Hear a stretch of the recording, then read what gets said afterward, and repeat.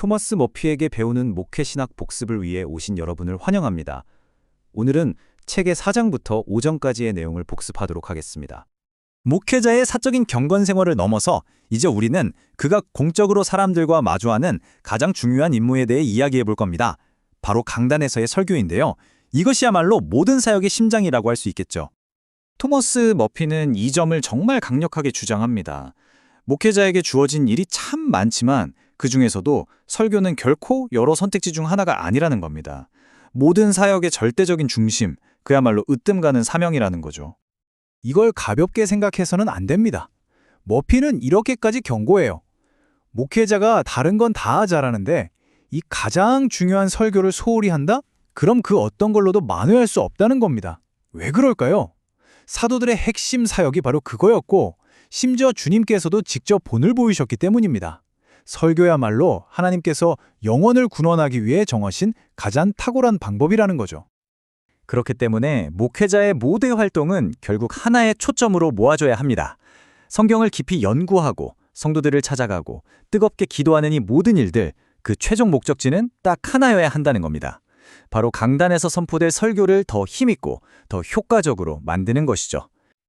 사도 바울의 고백이 설교의 우선순위를 정말 잘 보여주죠. 세례와 같은 중요한 의식보다도 복음을 전파하는 것, 즉 설교를 자신의 첫 번째 소명으로 여겼잖아요. 자, 그럼 이렇게 중요한 설교, 도대체 그 내용은 무엇이어야 할까요? 이 질문에 대한 머피의 대답은 아주 단호합니다. 한치의 망설임도 없어요. 강단을 위한 유일무이한 주제는 바로 하나님의 말씀, 성경이라는 겁니다. 여기서 정말 중요한 게 뭐냐면요. 성경이 그냥 설교의 내용만 제공하는 게 아니라는 점입니다. 성경은 우리가 어떻게 전해야 하는지에 대한 모델이 되어주고 더 나아가 그 말씀을 전하고 싶게 만드는 열정의 불씨가 되어준다는 거죠. 그럼 왜 이렇게까지 성경만을 고수해야 할까요? 그 이유는 명확합니다. 하나님의 권위와 담겨있기 때문이고요. 또 성령께서 사람의 마음을 꿰뚫는 유일한 검이 바로 말씀이기 때문입니다.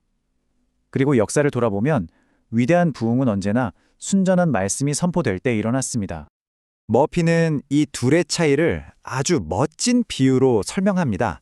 인간의 지혜, 그러니까 철학이나 도덕 같은 것들은요, 음식 접시를 예쁘게 꾸미는 장식 같다는 거예요. 보기엔 좋지만 배를 채우지 못하죠. 하지만 하나님의 말씀은 영혼의 진짜 생명을 주는 영양가 가득한 살코기라는 겁니다. 자, 그럼 하나님의 말씀을 설교한다는 게 구체적으로 뭘까요? 머피는 여기서 멈추지 않고 한 걸음 더 깊이 들어갑니다. 모든 말씀이 가리키는 바로 그 핵심으로 우리를 이끌고 가죠. 이게 바로 핵심 중의 핵심입니다. 설교자가 어떤 성경 본문을 택하든 상관없어요. 모든 설교는 반드시 예수 그리스도의 인격과 사역으로 이어져야 한다는 겁니다. 만약 설교에 그리스도가 없다면 그건 복음 설교가 아니라고까지 말할 수 있는 거죠. 찰스 스펄전의 아주 유명한 이야기가 있죠. 이 개념을 정말 기가 막히게 설명해 주는데요. 성경의 모든 본문에는 그리스도라는 거대한 도시로 향하는 길이 있다는 겁니다. 설교자는 바로 그 길을 찾아서 사람들에게 보여주는 안내자라는 거죠. 자, 이제 무엇을 설교해야 하는지는 알았습니다. 바로 그리스도 중심의 하나님 말씀이죠.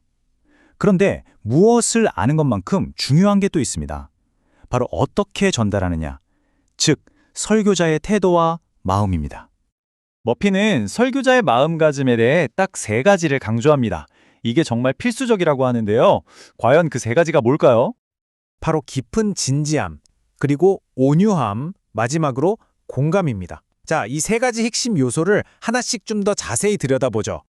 첫 번째는 진지함입니다. 이건 그냥 심각한 표정을 지으라는 게 아니에요. 내가 지금 전하는 이 메시지가 한 사람의 영원한 운명을 좌우할 수도 있다는 그 무게감을 온몸으로 깨달을 때 거기서부터 우러나오는 절박함을 말하는 겁니다. 두 번째는 온유함이에요. 설교자는 강단 위에서 사람들을 심판하는 재판관이 아니죠. 우리 역시 똑같이 연약하고 고통받는 존재로서 긍휼이 넘치는 목자의 마음으로 다가가야 한다는 겁니다. 그리고 마지막 3번째는 공감입니다. 이건 저 사람 참 힘들겠다 하고 동정하는 수준을 넘어서는 거예요. 청중의 감정 속으로, 그들의 삶 속으로 깊이 들어가서 그들의 진짜 아픔과 필요가 무엇인지 함께 느끼고 어루만져 주는 거죠. 리처드 백스터의 이 말 정말 뼈아프게 다가오지 않나요? 설교자 자신이 영적으로 졸고 있다면 잠자는 영혼들을 깨울 수 없는 건 너무나 당연한 이치겠죠. 자, 이렇게 무엇을, 어떤 마음으로 설교해야 하는지 알아봤는데요. 이 모든 것이 결국 하나의 궁극적인 목표를 향해 달려가야 합니다. 과연 그 최종 목표는 무엇일까요?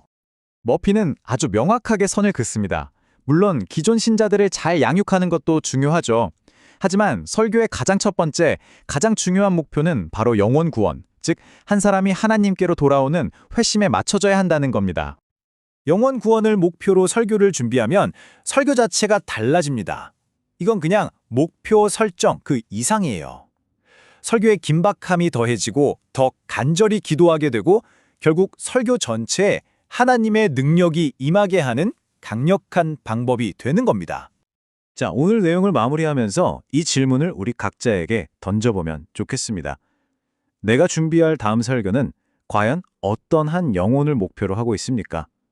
이 질문이 우리의 거룩한 사역에 깊은 길잡이가 되기를 바랍니다.